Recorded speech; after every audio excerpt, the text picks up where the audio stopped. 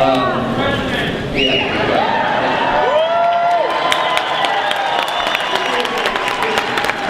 have a few important things I'd like to say, and I don't want to keep very diligent with his time clock over there. So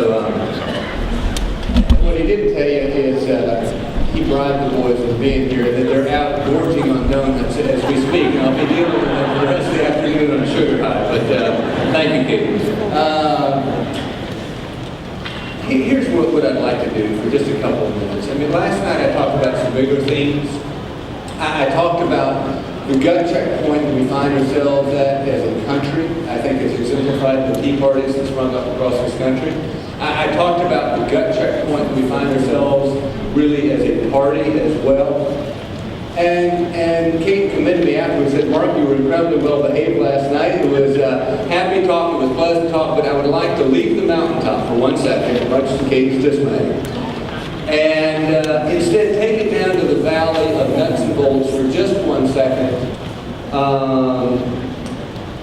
and really talk about not the nation, not the country, not the party, but where we are as a conservative movement in South Carolina on the nuts and bolts front. And I think in many ways at times there's a disconnect wherein words don't mean actions. And I'll go back to what I've said so many times before about this larger notion of brands.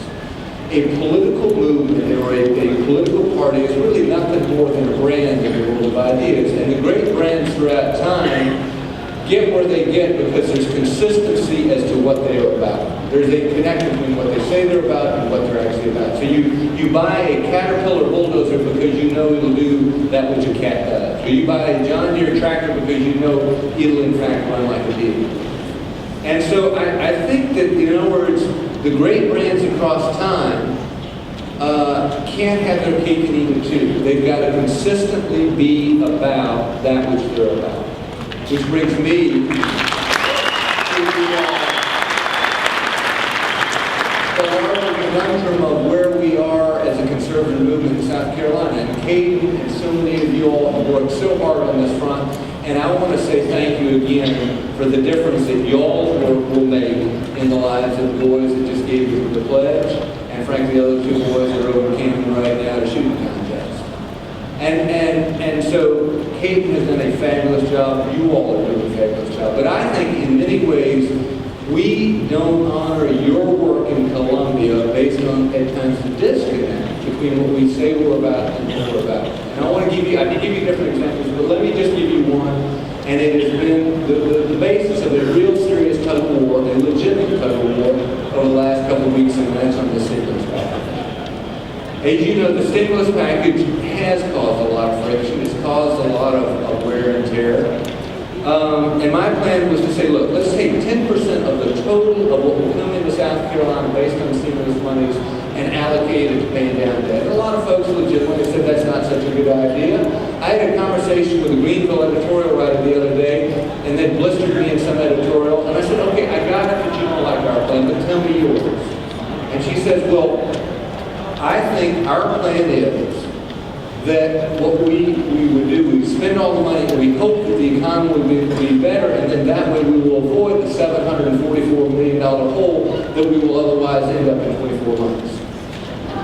And I said, okay, well, I hope that too. But Gordon Sullivan, who was former chief of staff in the United States Army, wrote a compelling book called Hope is Not a Method.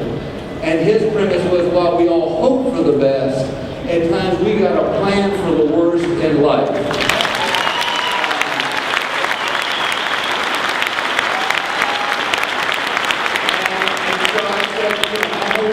I know every South Carolinian hopes for that too, but what if that doesn't happen? And she says, well then we're toast. And I said, what kind of approach is that? Can you imagine being a fiduciary or a trustee and saying, well, our plan is if it all works out as we hope, we're going to be okay, but if not, we're toast. And yet that, in many ways, is the budget that I have on my desk this very weekend, that I will work on with my team throughout the weekend, that is at play. Because what we have is a budget that actually compels me to spend every dime of the stimulus money. And by so doing, I think in many ways guarantee a $744 million hole 24 months from now. a $450 million hole come next year. It will guarantee that we continue to be fourth in the United States of America in what we allocate to pay down in interest rather than having that money to pay for teachers or health care. It will, in essence, ensure that we don't make reforms that in many cases have been long overdue. It will ensure a number of things that I think are at odds with the very conservative movement that you all are a part of.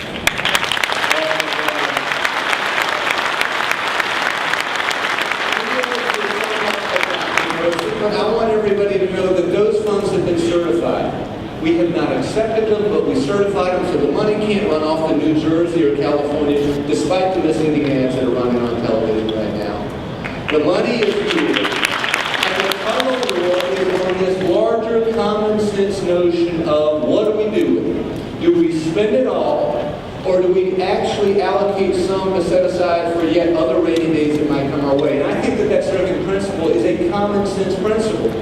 Because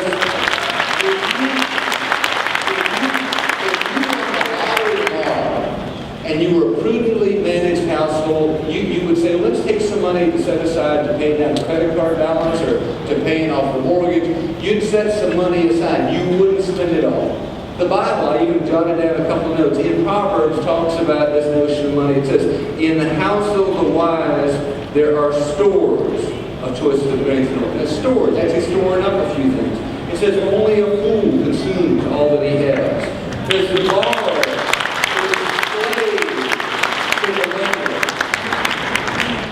And so I think that there's some awfully simple principles at work here, some of which are biblical in nature, some of which are common sense in nature, and some of which are just flat out financial in nature. If you're fourth in the United States of America in what you allocate to paying down in debt, wouldn't it make some sense to pay off some of that debt so that in the first 2 years alone, the first 24 months alone, you get a $168 million dividend that could then in fact be used on a recurring basis to pay for teachers or health care or other vital services of government. I think that at the core is about this. Do we limit spending and enact reforms that in many cases have been long overdue? And I could give you a long list of those. Take, for instance, Terry. We've been having a conversation about Terry in the entire 6.5 years I've been in office, where somebody gets to retire twice at the state level. It was originally designed to reward great teaching. Court case comes down and says, we can't apply it just to teachers, we've got to apply it to every state worker. It blows more than $1 billion hole in our retirement system. And everybody's saying we need to do something about it. It's only in these kinds of tough times that in fact you can enact a reform like that.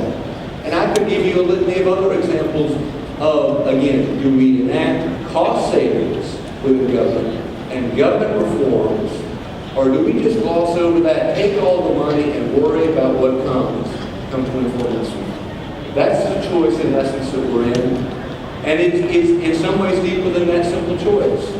It's also about transparency. You may have followed it, you may not have followed it. But the vote that passed in the House side was that said you have to spend all this money was a voice vote. You will never know how your House member voted on that. To the credit of Nikki Haley, she and 17 others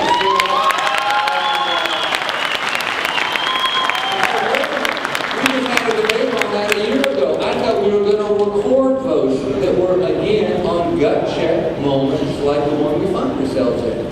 So I just think that, it's not popular in all circles, I get it. But I'm going to deal with that budget over the weekend. We will return it back to the House and Senate on Tuesday. And I'm simply saying I ask for y'all's help. I think it needs to go back to the drawing board and come back with more in the way of common sense, much closer to where Greg Ryberg and Tom Davis were with the so-called Ryberg.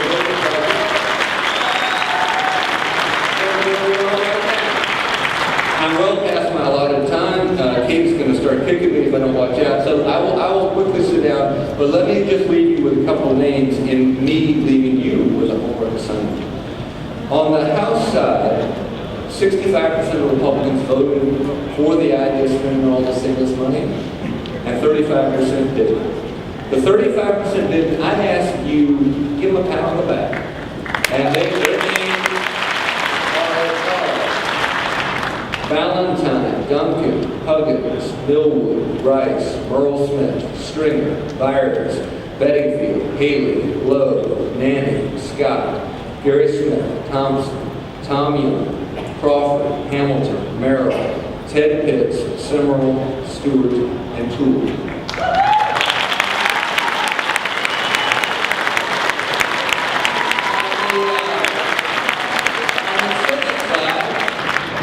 It was actually closer, 54% said let's spend all the stimulus money, 46% didn't, which in some ways shows the values of primaries, but I won't go there. In the way that it can, I guess, remind people what the conservative movement's in fact all about. But on the Senate side, Wright, Cleary, Rose, Verdon, Bryant, Davis, Massey, Ryberg, Campson, Rooms, Mulvaney, and Shubman deserve a flat on the ball.